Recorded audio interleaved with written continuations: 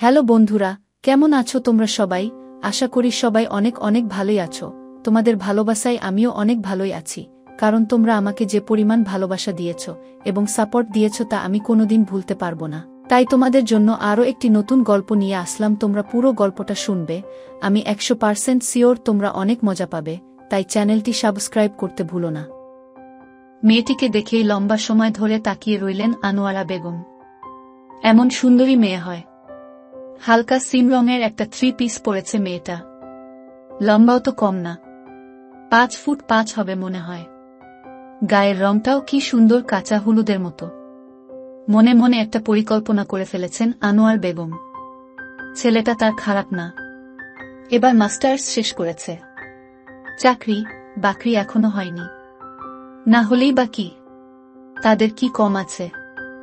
ঢাকা শহরে 4টা বাড়ি, সবই তো ওই ছেলের। মেয়েটার বিয়ে হয়েছে কিনা কে জানে, মনে হয় হয়নি। বিয়ে হলে নিশ্চয়ই বাবা মার সাথে থাকত না। আজই নতুন ভাড়াটিয়া আসছেন বাসায়। ভাড়াটিয়াদের দেখার জন্য আনোয়ারা বেগম বারান্দায় দাঁড়িয়েছিলেন। ওনাদের এমন সুন্দর একটা মেয়ে আছে কে জানত। আনোয়ারা বেগম ঠিক করলেন নতুন ভাড়াটিয়াকে দুপুরে বাসায় দাওয়াত দিবেন। ওরা বাসা চেঞ্জ করার ঝামেলায় নিশ্চয়ই রান্না বান্না করতে পারবেন না। কি যেন নামটা বলেছিল লোকটা, মনে পড়েছে আসলাম। এটা তো মনে হয় মুসলমান নাম। অবশ্য আজকাল নাম দেখে হিন্দু মুসলমান বোঝা যায় না। কিছুদিন আগে রায়হানের বাবার এক কলিগ আসল নাম সান্তানোধর। ধরটর এসব হিন্দুদের নামেই থাকে। তিনি হিন্দু মনে করেই রান্না বান্না করলেন। পরে জানা গেল উনি মুসলমান। ধর্মটা জানা দরকার আছে। ধর্মের সাথে খাবারের একটা সম্পর্ক আছে। মুসলমান হলে গরুর মাংস খাওয়ান যায়, হিন্দু হলে বিরাট সমস্যা। আনোয়ারা বেগম চিন্তা করলেন তিনি মুরগির মাংস করবেন, তাহলে সমস্যা হবে না। মুরগির মাংস হিন্দু মুসলিম উভয়ই খেতে পারে।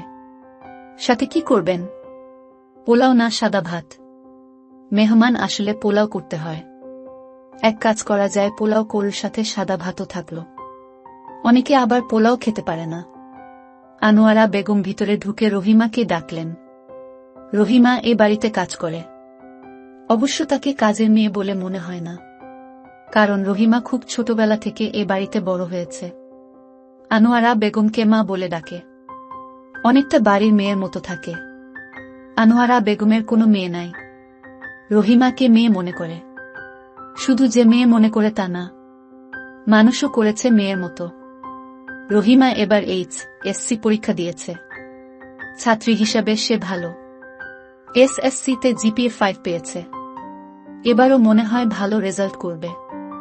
ডাক শুনে ছুটে আসল রহিমা। কি হয়েছে মা? ফ্রিজ থেকে মুরগির মাংস বের করতো মা। আর দেখতো বাসায় পোলাও চাল আছে কিনা।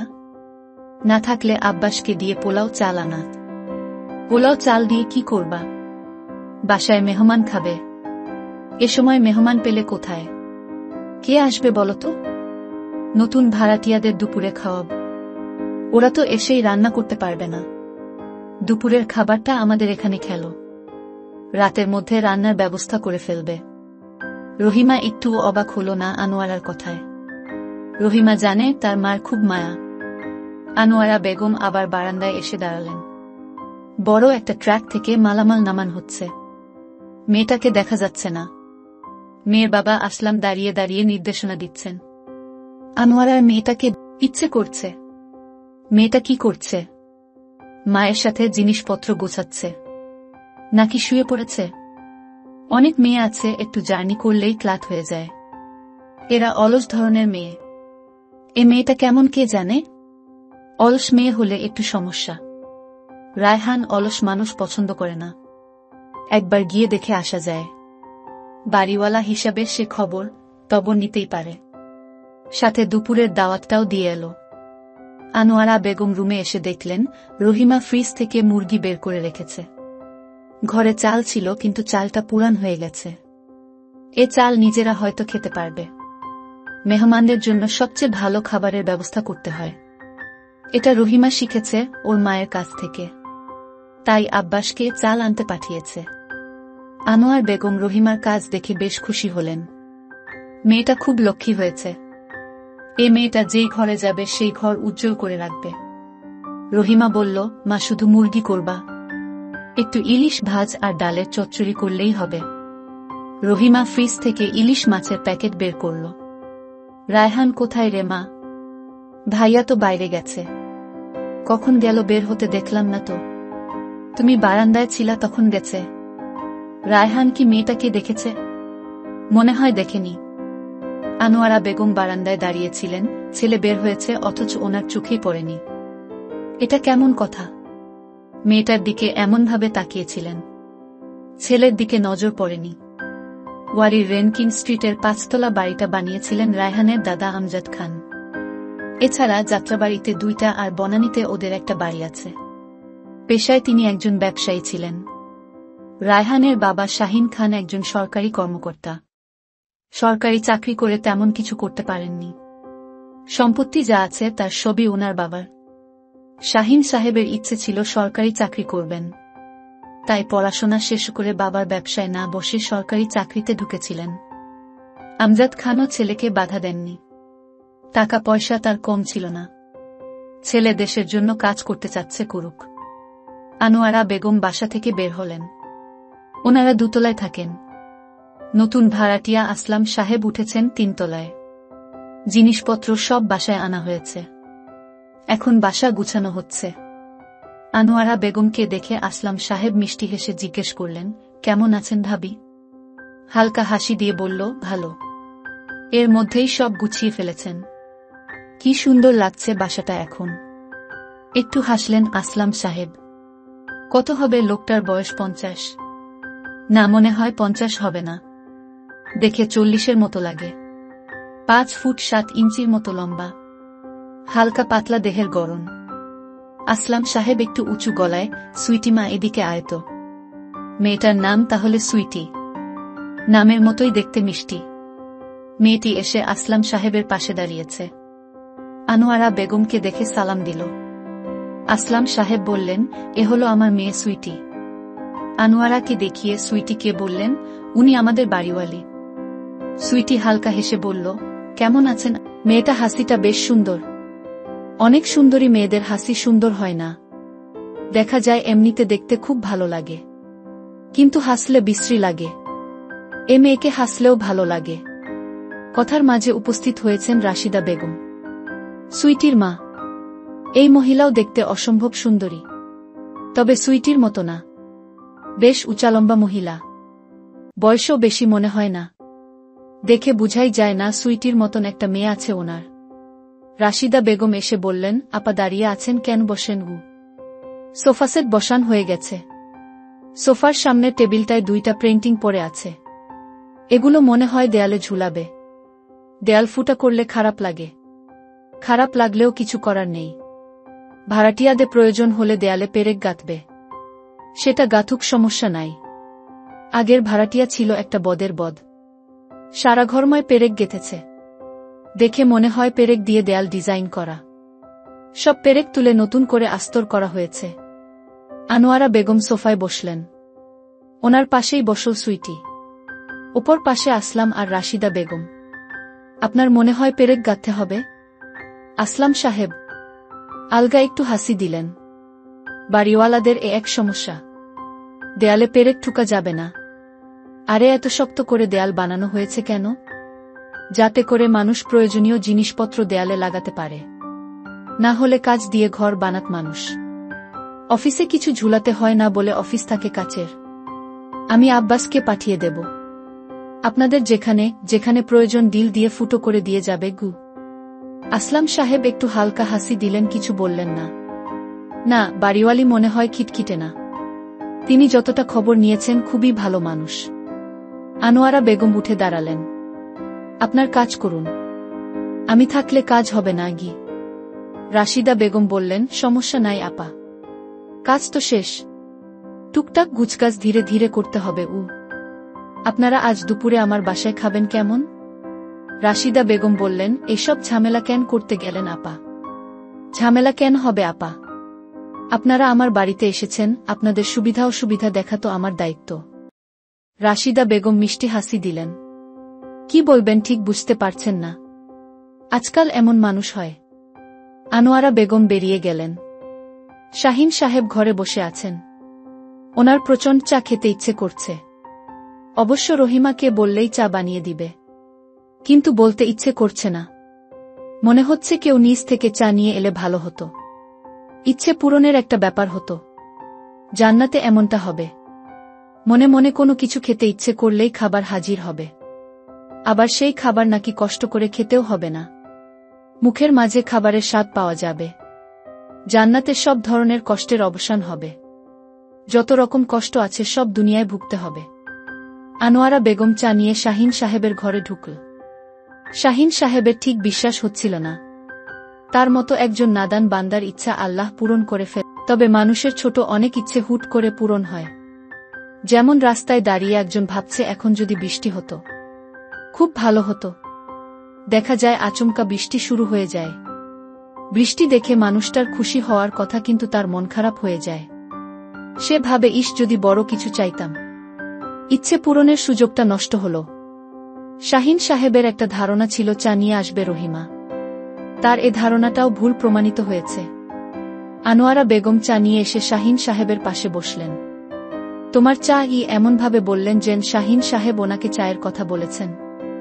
এ সময় চা নিয়ে এলে যে? আনোয়ারা শাহিন সাহেবের দিকে তাকিয়ে একটু হেসে বললেন, কেন জানি মনে হলো তোমার চা খেতে ইচ্ছে করছে।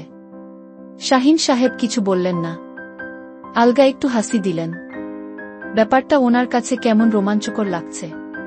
পুরো ঘটনাটা আনোয়ারাকে বলতে ইচ্ছে করছে, কিন্তু বলতে পারছেন না। কেমন জানি অস্বস্তি লাগছে। তিনি সম্পূর্ণ ভিন্ন বিষয় কথা বললেন, তোমার 3 তলা ভাড়া হয়েছে? হ্যাঁ, খুব ভালো ভাড়াটিয়া পাওয়া গেছে। শাহিন সাহেব আনোয়ারার দিকে তাকিয়ে হালকা হাসি দিয়ে বললেন, তোমার কাছে সব ভাড়াটিয়াই তো ভালো, পরে দেখা যায় এক একটা চিজ। আনোয়ারা বেগম একটু বিরক্ত হলেন। মানুষকে না চিনে এমন বলবে না তো। তুমি জানো আসলাম সাহেব খুব ভালো মানুষ। শাহিন সাহেব কিছু বললেন, ভালো হলেই ভালো। তিনি জানেন আনোয়ারার মনটা খুব ভালো। সব মানুষকে কেমন আপন করে নিতে চায়। দুনিয়া তো ফাজিলে ভরা। সেটা আনোয়ারাকে বুঝাবে? যাক, থাকুক ওর মতো করে। মানুষকে ভালোবাসায় খারাপ কিছু নাই। তুমি তো দেখনি আসলাম সাহেবের মেয়েটা কি যে সুন্দর দেখতে। যেমন সুন্দর দেখতে তেমনি আবার লক্ষ্মী একটা মেয়ে কি। শাহিন সাহেব আনোয়ারার দিকে আর চোখে তাকালেন। চোখে কেমন খুশি ঝিলিক। ঘটনা কি একটা মেয়েকে দেখে আনোয়ারা এত খুশি কেন? ও কি মেয়েটাকে ঘিরে কোনো পরিকল্পনা করছে নাকি? কি জানি, বলা যায় না। সরল মনের মানুষটা বড্ড বোকা। কত সহজে মানুষকে বিশ্বাস করে ফেলে, তাই নাকি? হ্যাঁ, খুব ভালো হবে বুঝলে। বলেই আনোয়ার আর কিছু বলল না। মনে হয় এক্ষুনি সে বলতে চাচ্ছে না। একটা পরিকল্পনা সে করছে, এটা শাহিন সাহেব ঠিক ধরতে পারছেন। তিনি আনোয়ারাকে এ বিষয়ে কিছুই জিজ্ঞেস করবেন না ঠিক করলেন। অবশ্য আনোয়ারা নিজেই সব কিছু বলে দিবে। কোনো কথা বেশি দিন ও পেটে রাখতে পারে না। রায়হান দাঁড়িয়ে আছে রিকশার জন্য। ওর এখন ইউনিভার্সিটিতে যেতে হবে। যদিও এখন ক্লাস টেলাস কিছু নাই, তবুও ইউনিভার্সিটিতে যায়। ওর মতো আর কিছু বন্ধু আসে, আড্ডা টাড্ডা মারে। ভবিষ্যতে কি করবে তা নিয়ে আলোচনা হয়। দূর থেকে দেখল একটা রিকশা আসছে। হাতের ইশারায় রিকশাটাকে ডাকল। রিকশাটা কাছাকাছি আসার সাথে সাথে কথা থেকে সুইটি এসে রিকশায় উঠে পড়ল। উঠেই বলল, চলেন মামাগি। রায়হান হতবাক হয়ে তাকিয়ে আছে। কি বলবে ঠিক বুঝতে পারছে না। এ মেয়ে কোথা থেকে আসল? মেয়েটাকে আগে কখনো এলাকায় দেখেছে বলে মনে হচ্ছে। মেয়েটা দেখতে বেশ সুন্দর। নীল রঙের একটা জামা পরেছে। দেখে মনে হচ্ছে একটা নীল পরী। কিন্তু পরীর ব্যবহার এমন কেন হবে? পরী তো হবে মায়াবী। রায়হানের মনে হলো মেয়েটাকে কঠিন কিছু কথা বলা দরকার, কিন্তু ও কঠিন কথা বলতে পারে না। এমন সুন্দরী একটা মেয়েকে তো কঠিন কথা আর কঠিন। একটা গালি দিলে হয়। রায়হান অবশ্য বেশ কয়েকটা গালি জানে। ফাজিল, বদমাশ আর গান্ডু, এসব গালি কি মেয়েদের দেয়া যায়? নাকি মেয়েদের জন্য আলাদা গালি আছে? আর একটা গালি অবশ্য রায়হান জানে, সেটা মনে হয় বলা যাবে না। খুবই বাজে গালি। এটা শিখেছিল টুম্পার কাছ থেকে। টুম্পা হলো রায়হানের ক্লাসমেট। ওরা একসাথে স্কুলে পড়ত। একদিন টুম্পা এসে বলল, এই রায়হান তোরা নাকি খান বংশ। রায়হান কিছু বলল না। টুম্পা সব বিষয় নিয়ে ফাজলামি করে। কি রে বললি না? তোরা খান বংশ কিনা? এসব বংশটংশ এখন চলে না। চলে, তবে খান কিন্তু খুবই উচ্চ বংশ। রায়হান কিছু বলল না। তুই কি জানিস তোদের উচ্চ বংশের সাথে একটা প্রশ্ন যোগ করলে ভয়ঙ্কর একটা গালি হয়? রায়হান টুম্পার দিকে তাকিয়ে রইল। টুম্পা মিটিমিটি হাসছে। কি বুঝতে পারছিস না? তোদের বংশের সাথে একটা কি যোগ করে দিবি? হা হা হা। রায়হান দেখল মেয়েটা রিকশা নিয়ে চলে গেছে। ওকে কিছুই বলল না মেয়েটা। মনে হয় বুঝতে পারেনি। রায়হান রিকশা ডেকেছে। রিকশাওয়ালাটাও কি শয়তান, সুন্দরী মেয়েকে নিয়ে চলে গেল। এ জায়গাটাতে সকালের দিকে রিকশা পাওয়া যায় না।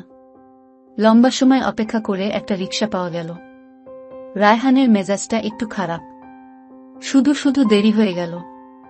আজ রইসের সাথে একটা জরুরি কাজ আছে। গতকাল ও অনেকবার বলেছিল আজ একটু আগে যেতে। যেদিন কাজ থাকে সেদিন ঘুম ভাঙে দেরি করে। রাতে মনে ছিল না, না হলে রহিমাকে বলে রাখলেই হতো। ও আবার খুব ভোরে ঘুম থেকে উঠে। মা ইদানিং রায়হানকে সকালে ডাকে না। ডেকে কি হবে? এখন তো রায়হানের ভার্সিটিতে যাওয়ার তাড়া নেই। রিকশায় উঠে বসার পরই রইসের কল আসল। কলটা রিসিভ করবে কিনা ঠিক করতে পারছে না রায়হান। রইসের অভ্যাস হলো কল রিসিভ না করা পর্যন্ত কল দিতেই থাকবে। ইচ্ছে না করলেও কলটা ধরল রায়হান। কি রে, কোথায় তুই? রিকশায় বসে আছি। এখনো রিকশায় মানে তুই মাত্র বাসা থেকে বের হয়েছিস? না, বের হয়েছি ঘণ্টাখানেক আগে। এসে তোকে সবকিছু বলবো। কলটা কেটে দিল রায়হান। রায়হান মেয়েটা কঠিন কথা বলতে না পারলেও রইস তাকে ঠিকই বলবে। পাবলিক লাইব্রেরির সামনে দাঁড়িয়ে আছে রায়হান আর রইস। রইসের কাজ আজকে আর হবে না, পরে এক সময় যেতে বলেছে। রইস বলল, দেখ কি সুন্দর একটা মেয়ে। রায়হান মেয়েটার দিকে তাকিয়ে অবাক হল। আরে এই মেয়ে এখানে কেন? সকালে রিকশা নিয়ে চলে এসেছিল মেয়েটা। চিনিস নাকি মেয়েটাকে? রায়হান বলল, না। যেভাবে তাকিয়ে আছিস মনে হয় তোর পাশের বাসার মেয়ে। কি সব বলিস না তুই? চল ক্যান্টিনের দিকে যাই। মেয়েটা কি আমাদের ইউনিভার্সিটিতে পড়ে নাকি রে? আগে তো দেখিনি। জানি না, পড়লে পড়তেও পারে। চল পড়ি। একটু বিরক্ত হয়ে রায়হান বলল, তুই যা, আমি ক্যান্টিনের দিকে যাই। রইসও অবশ্য গেল না। দুইজনে ক্যান্টিনের দিকে রওনা দিল। ক্যান্টিনে এ সময় খুব একটা ভিড় থাকে না। আজ মনে হয় ওদের কেউ আসেনি। সোহেলের সাথে দেখা করা যায়। ও মহসিন হলে থাকে। না, আজ আর কারোর সাথে দেখা করতে ইচ্ছে করছে না। রইসের কাজটা যেহেতু নেই, বাড়ি চলে যাওয়া যায়। একটা টেবিলে বসল ওরা দুইজন। রইস বলল, আজ দেখি কেউ আসেনি রে। হ্যাঁ, তাই তো দেখছি। রইস হাত দিল, মামা 2 কাপ চা দাও তো।